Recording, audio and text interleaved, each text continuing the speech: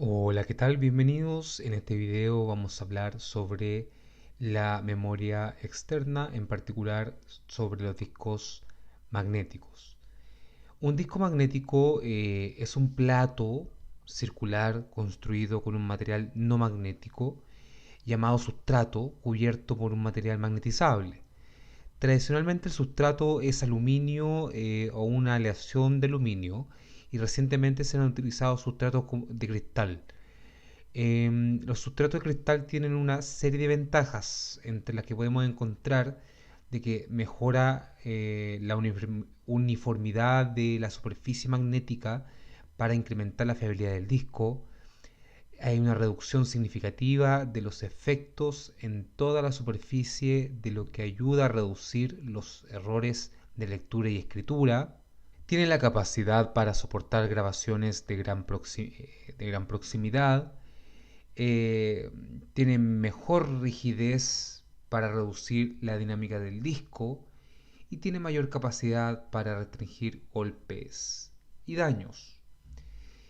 Dentro de lo que es los mecanismos de lectura y escritura magnética, los datos se graban y después se recuperan del disco a través de una bobina llamada cabezal. En muchos sistemas hay dos cabezas, una de lectura y otra de escritura. Durante una operación de lectura o escritura, la cabeza o cabezal permanece quieto mientras el plato rota bajo ello, como un tocadisco, un vinilo. El mecanismo de escritura se basa en el hecho de que un flujo eléctrico atravesando una bobina crea un campo magnético. Se envían pulsos eléctricos a la cabeza de escritura y se graban los patrones magnéticos en la superficie bajo ella, con patrones diferentes para corrientes positivas y negativas. La propia cabeza de lectura está hecha de un material fácilmente magnetizable y tiene forma de circular como si fuese una donut, pero en este caso rectangular, con un agujero a lo largo de un lado y varias vueltas de cable conductor a lo largo del lado opuesto, tal como podemos ver en la figura de la slide. Una corriente eléctrica en el cable induce un campo magnético a lo largo del agujero que magnetiza una pequeña área del medio grabable, cambiando la dirección de la corriente, y con esto cambia el sentido de magnetización del medio de grabación. El mecanismo tradicional de lectura se basa en el hecho de que un campo magnético en movimiento respecto a una bobina induce una corriente eléctrica en la bobina. Cuando la superficie del disco pasa bajo la cabeza, en esta se genera una corriente de la misma polaridad que la que produjo la grabación magnética.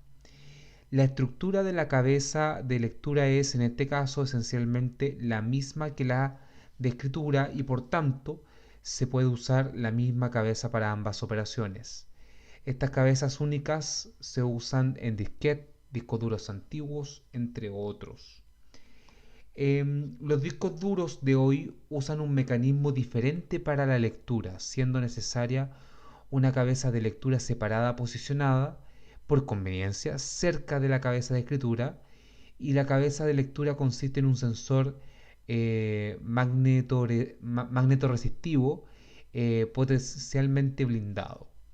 Este sensor magnetoresistivo llamado MR tiene una resistencia eléctrica que depende de la dirección de la magnetización del medio que se mueve bajo él.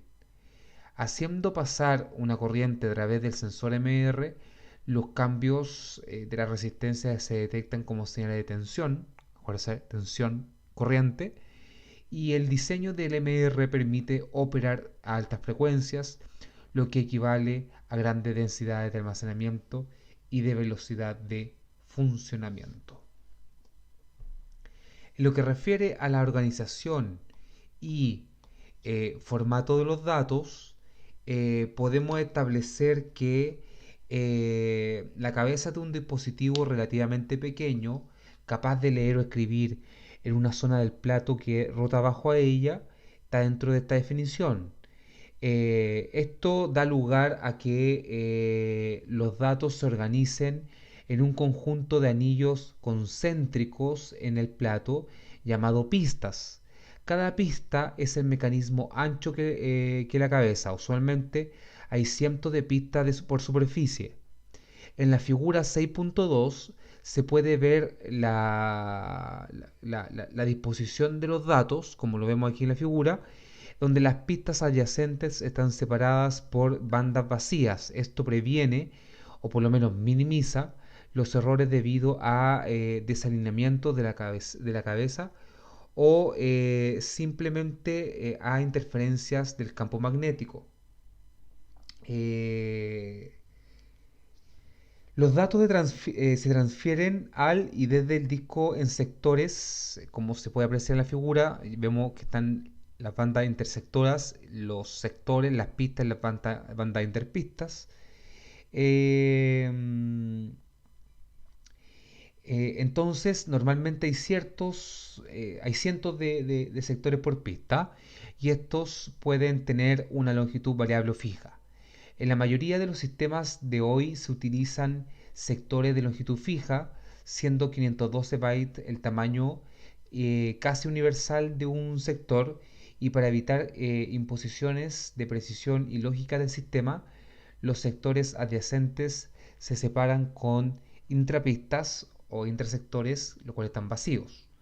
Un bit cercano al centro de un disco girando pasa por un punto fijo más despacio que por un bit más externo.